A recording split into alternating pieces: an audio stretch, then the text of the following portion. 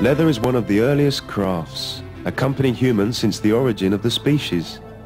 It is a durable, versatile and natural material, something of high value, accomplishing a whole range of uses.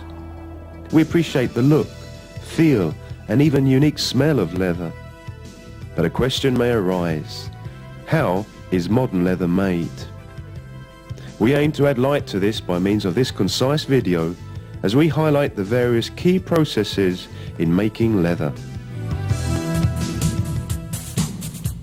The hides from large animals and skins from small animals come from many parts of the world and are a byproduct of the meat industry.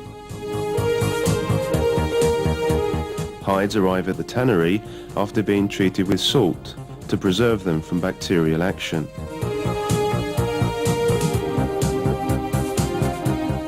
The first process performed is to shake out the salt, avoiding pollution of the water system.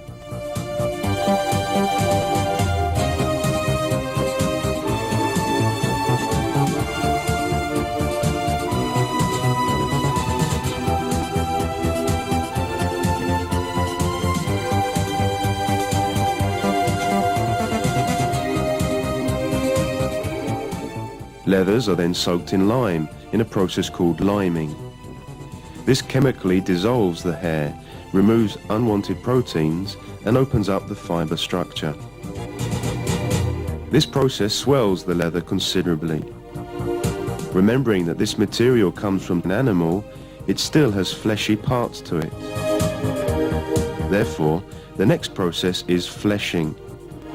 The fleshing machine has many cutting blades and a revolving cylinder that cuts away unwanted fleshy matter and regularizes leather thickness.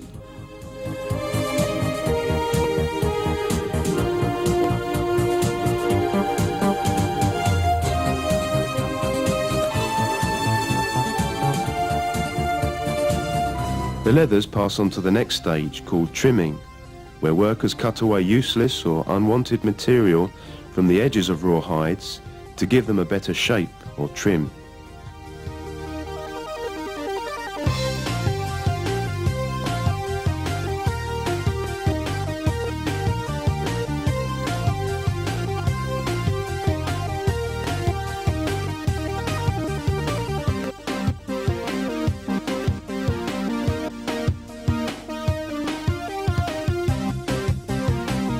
A very important operation then takes place called splitting. As the leather is still of a thick dimension, this is the operation of cutting a hide or skin horizontally into two layers.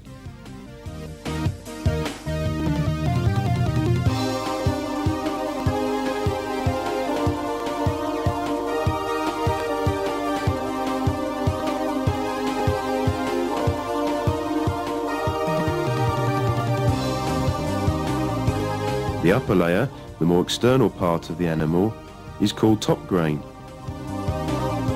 and the lower layer is called split.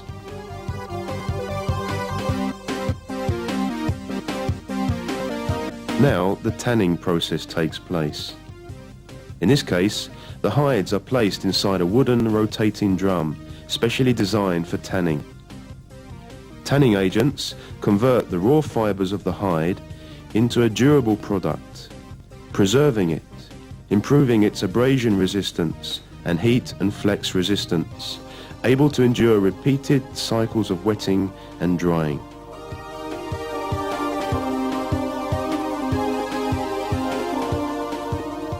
Next, two large rolls squeeze out the excess moisture as the hides are fed through a machine.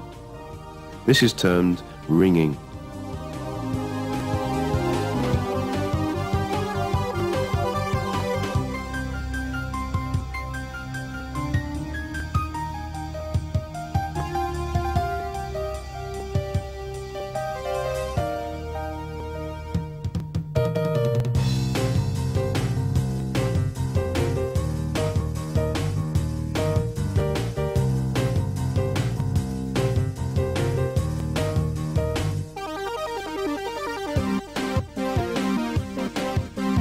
The leathers are called wet blue, and may now be selected or graded as desired, according to the destination of use.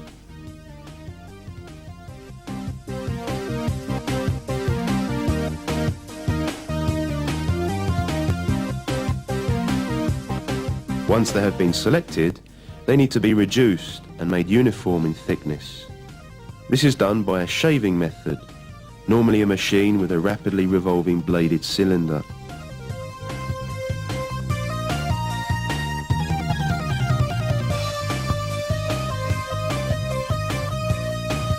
The leathers are then retanned and dyed through, literally a further tanning treatment to modify leather's properties.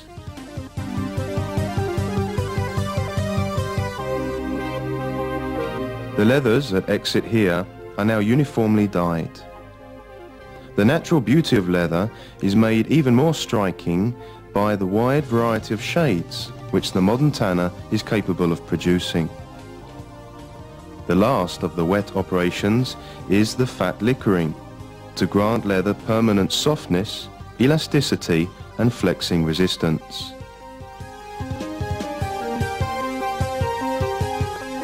Now we come to the drying operations.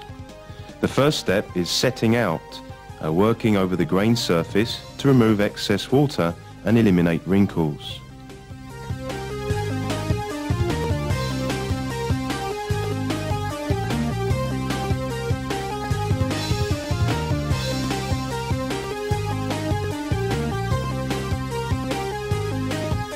Leather drying can be continued by various methods. One of these is vacuum drying, where leathers are put on a large, hot, flat plate, and another plate presses down and sucks the water out of the leather by creating a vacuum.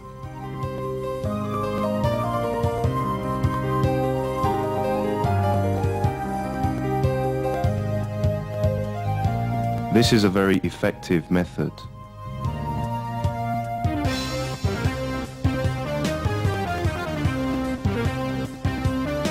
Or there is toggling. Leathers are fixed on frames with toggles or clamps.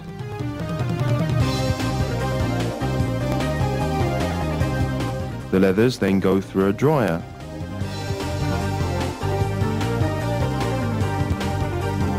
This stretching can be done manually. Here is a machine that does it automatically.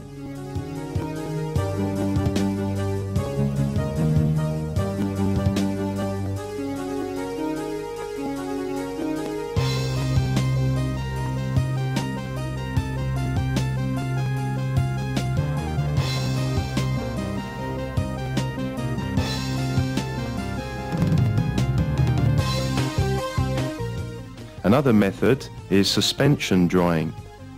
The hides are suspended from the ground on a wire or chain so that air has free access to both sides and move high up around the tannery complex. In this way, the leathers dry at room temperature.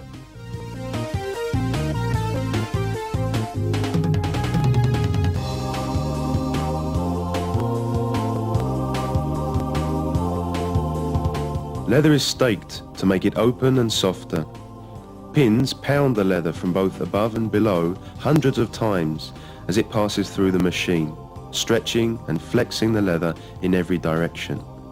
This softens the leather remarkably. Some skins have natural healed scratches or parasitic damage in the grain of the leather. A very special, flexible paste, stucco, can fill in such gaps.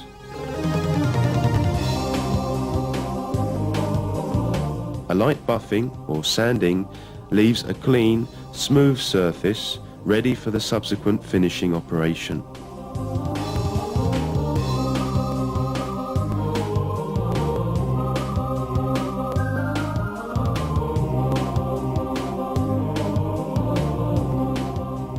The finishing department is the area where an alert and creative mind adds the final touches to enhance the natural beauty of leather. One method of applying the finish is the rotary spray. Several spray guns are mounted on a unit which continuously revolves over the leather. Unique patterns and two-tone effects can be obtained.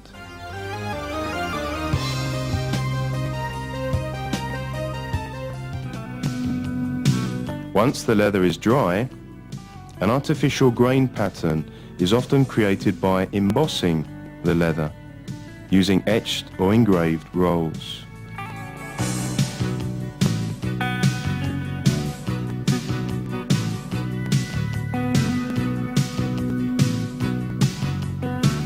Grain pattern and softness can be further enhanced by dry milling the leather.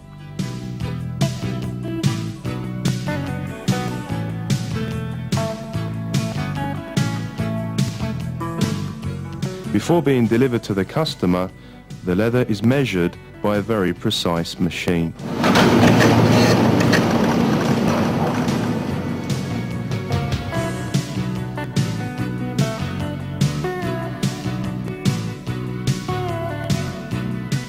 Die-cast is a completely different system of finishing or enhancing leather, usually with split or heavily buffed leather, maintaining the same thickness and softness. The technique consists of creating the finishing film on a continual support of release paper.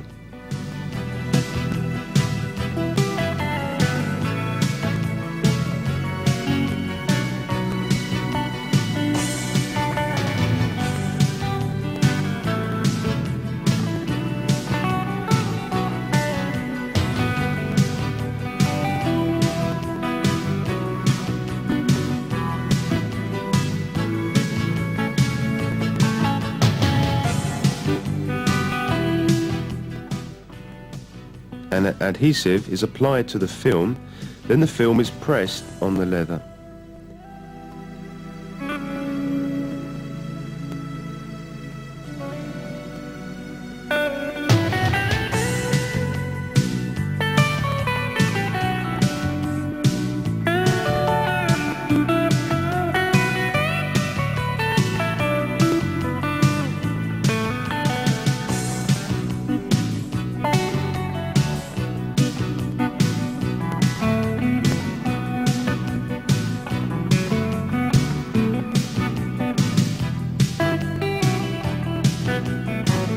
The finished leather is then removed from the release paper, displaying a perfectly uniform surface.